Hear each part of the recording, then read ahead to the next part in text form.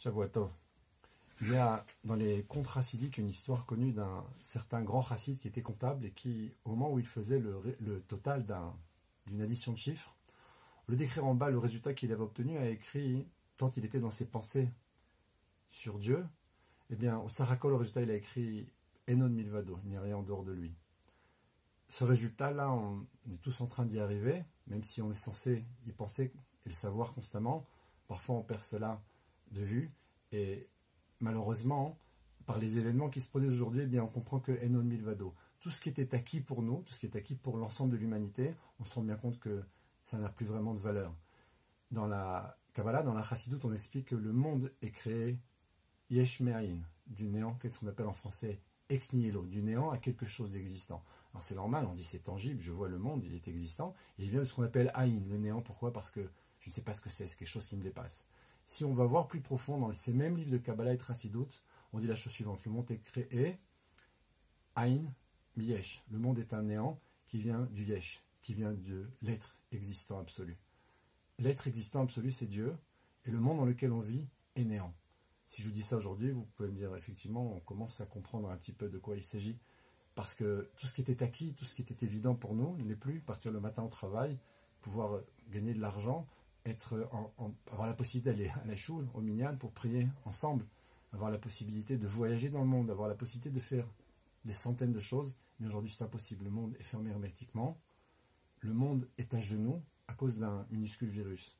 Et pour comprendre ça, pour pouvoir dépasser ça, on est obligé d'arriver au stade de la Emouna. Lorsque l'homme, la Emouna, c'est quoi? On nous dit lorsque l'homme ne comprend plus, lorsque l'homme n'arrive pas à intégrer, à comprendre ce qui se passe autour de lui, eh bien pour pouvoir recevoir le message, il a besoin de relayer ça à la Emouna. Or la Emouna, d'après le Sod, eh bien elle se trouve dans ce qu'on appelle le Keter, la couronne. C'est quelque chose qui transcende l'homme. La volonté, la Emouna, sont des choses qui sont beaucoup plus hautes que ce qu'on connaît dans la logique, dans la compréhension. Aujourd'hui, on est complètement dans le Keter. Et la Emouna, c'est ce qu'on appelle la Pnimiuta Keter, la profondeur même de la couronne. Cette couronne qui est au-dessus de la tête, au-dessus de la compréhension, au-dessus de tout ce qu'on peut voir et comprendre. Vous voyez bien entendu le rapprochement. Le virus qui est en train de faire des ravages aujourd'hui, qui a mis la Terre, la planète entière à genoux, s'appelle le coronavirus. Et j'ai envie de dire que ce coronavirus, eh bien, il est en train de créer une ardoute, une unité, par le mal, même si ce n'est pas nécessairement le but, entre tous les peuples, entre toutes les nations, entre toute l'humanité. Pour une raison très simple. Dans le Sefer Yetzirah, on en a déjà parlé, on dit que la fin est reliée au début et le début à la fin. Naout Sofan, Betrilatan, Betrilatan, Besofan. Et de la même façon qu'Adam Arishon a dû combattre le serpent, c'est pas un conte de fées, c'est pas une histoire amusante. Il y avait là-bas une lutte terrible entre le premier homme qui représente toute l'humanité et un serpent qui représente toutes les forces du mal. Aujourd'hui, les choses ont changé, on est pratiquement 6000 ans après, et de cet homme premier, nous avons plus de 7 milliards d'individus sur la planète, et nous avons, je ne sais pas, des milliers, des millions peut-être d'emplacements où le virus s'est installé. C'est exactement la même chose, sauf que là on a une multiplicité, et à la place d'avoir un homme contre le serpent, eh bien, on a ici toute l'humanité qui vient de cet homme-là, et un serpent qui s'est transformé en coronavirus. Pourquoi? Parce que le serpent lui-même s'appelle dans la Masechet Sota le roi des animaux. Il était le roi des animaux et il a perdu sa couronne. Pourquoi? Parce que la Gemara nous dit qu'il a voulu prendre Chava, la femme d'Adam, et la Torah nous dit lorsqu'il a voulu prendre ce qui n'était pas lui, il l'a perdu, il ne l'a pas obtenu, et ce qui était à lui, il l'a perdu. Donc il a perdu sa couronne.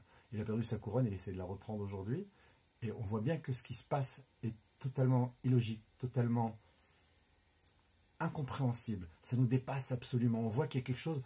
Je suis persuadé qu'ici, autour de ces gens qui vont écouter cette vidéo, il va y avoir la même réaction en disant, le matin quand ils se lèvent, mais je vais me réveiller, c'était un rêve, c'est pas possible, c'est quelque chose quelque chose d'irréel là-dedans, c'est pas logique, c'est impensable. Et pourtant, c'est la réalité absolue. Pourquoi? Parce que justement, les forces du mal sont en train d'ici de mettre le paquet pour une raison très simple. Ils veulent éviter que la Géoula se produise. C'est ce qui est passé avec Adam Arishon au départ, c'est ce qui est passé au moment de Matan Torah, et c'est ce qui se passe aujourd'hui. Et la raison, elle est très simple, c'est que Mashiach est très proche. Même si nous le savons, même si nous l'entendons autour de nous, les gens ont du mal à le réaliser. Il y en a un qui sait pertinemment, c'est le nouveau serpent, ce coronavirus qui est en rond lui-même, comme le serpent l'était, de la façon que l'homme est en droit. On l'a expliqué déjà plusieurs fois, le droit c'est la symbolique de Israël, on a dit Yachar El, quelle est la droiture de Dieu, cet homme qui est droit, face à lui, le serpent qui est en rond, comme le bâton de Moshe qui jette, qui se transforme en serpent, qui redevient bâton. On voit ici le rond et le droit qui apparaissent, on l'avait expliqué au moment du Hegel Azav, le Hegel En hébreu, c'est la shon igoul, ce fameux rond qui revient. C'est l'impureté du serpent. Au moment de Matan Torah aussi, face aux luchot, aux tables de la loi qui sont en droit. Vous voyez que ce phénomène est constant. Aujourd'hui, ça se produit de nouveau. Et là, face à Adam Arishon, qui est le premier homme qui contient toute l'humanité, on a l'humanité tout entière qui craint, qui ne sait pas ce qui va se passer. Et il n'y a rien de pire pour un homme que l'incertitude. On vit avec des certitudes. On est persuadé que demain, on va continuer à faire ce qu'on a fait jusqu'à maintenant. Et que si on veut voyager, on pourra. Et si on veut acheter, on achètera. Et subitement, toutes les certitudes ont disparu. L'homme qui vit dans la Emouna, alors à chaque instant de sa vie, vous répondra lorsque vous lui direz qu'est-ce que tu fais demain, okay. Mais vous direz je sais pas. Tu sais pas, si on te demande demain ce que tu fais, tu as un programme. Le programme peut-être, mais je ne suis pas sûr que ça va se produire. Il y a une intervention divine. Je pense que, j'espère, peut-être. Cette fameuse histoire d'un sage comme ça qui était en train d'aller au mikvé, le duc là-bas l'arrête, il lui dit où tu vas. Je sais pas. Il dit tu te moques de moi, il est rentré en prison. Il a passé, j'ai pas le nom du Rav, il me revient pas maintenant le nom, mais il a passé une semaine en prison. Au bout d'une semaine, il a appelé, il lui a dit maintenant, tu as une réponse à ma question? Quand je t'ai demandé où tu vas, tu m'as répondu je ne sais pas. Il a répondu c'est la même réponse. Il dit je pensais que j'allais au mikvé, finalement tu vois, je suis arrivé en prison. Je sais vraiment pas où je dois aller. T'en as décidé autrement, Dieu en a décidé autrement. Il a dit bon, j'ai compris. Il a fait sortir de là-bas, et sa punition entre guillemets était terminée. Il a voulu lui donner une leçon. Mais le sage en question disait la vérité absolue. Il ne sait pas s'il va réussir à réaliser ce qu'il veut faire. Aujourd'hui, tout le monde est dans l'incertitude. Il n'y a pas de plus grande peur que ça. Bien sûr, il y a la peur de la mort, la peur de la maladie, la peur de perdre notre travail, nos économies, etc. Il y a une grande peur qui existe. Mais au-delà de ça, ce sont les certitudes qui ont volé en éclats. Or, la certitude de quoi? La certitude de ce monde.